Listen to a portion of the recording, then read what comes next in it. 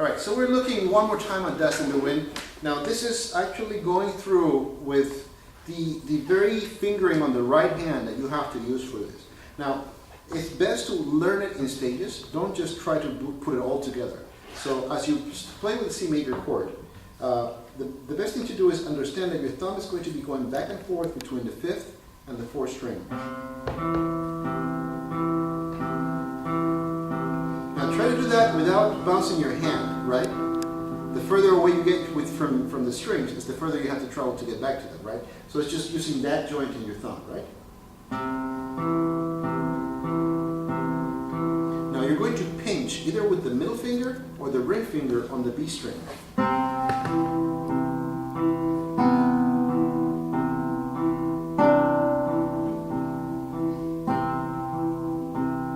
And all I did on the B string again was 1, open, 4 on the 3rd fret, back to 1.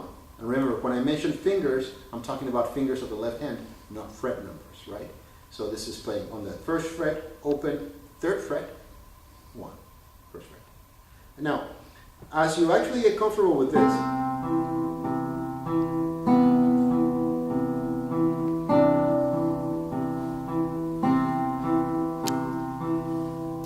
try to start working on adding another pluck, either with middle or ring, again, whichever you're the most comfortable with. Right after you pinch, on the next set of 5th, 4th repetitions, you're going to actually put a pluck of the B string in between both basses. So, pinched, in between,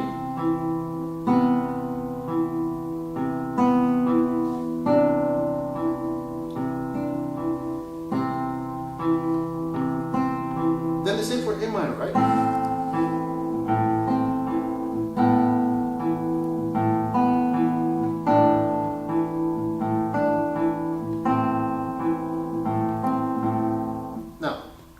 Adding the index finger is as easy as saying every time you get to the D string, the 4th string, you're going to follow it with an index pluck.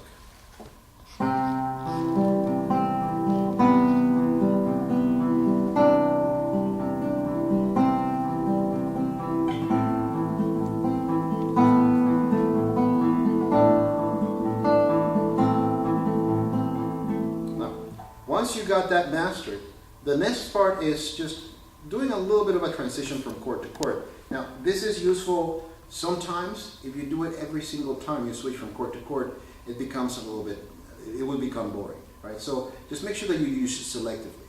What you're doing is,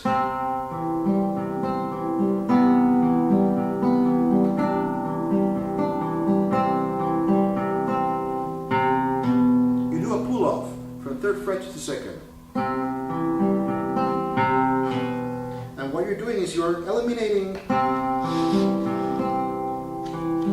right? You're landing on the 4th string and following those last 2 notes. You're replacing them by these 2 notes. So your thumb, instead of going to the D string, remains on the A string. Coming back from A minor, you just play the 2nd fret to get yourself back, right? So it's just your 7th degree going back to a C. Now the whole thing,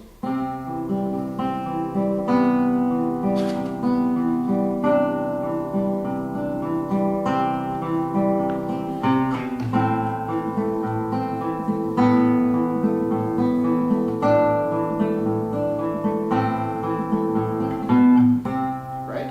And you can use this chord progression, this right hand pattern, to pretty much go through the entire chords. A little bit more difficult to play it and sing at the same time. So you actually first have C major and you're sharing that with a G, right?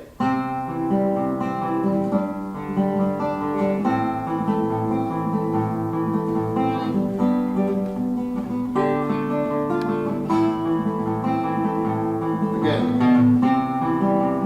G, A minor, full measure, G major, D minor. So from G major, you have the added difficulty of having to have your bass on the 6th string for the G chord, to having to have your bass starting your root note on the D string. So you actually are subtracting two strings, right? And that's what makes it more interesting for the right hand. So I played the A bass by mistake.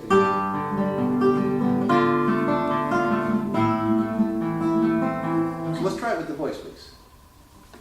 So I'll do the introduction, and then you just come in after the introduction.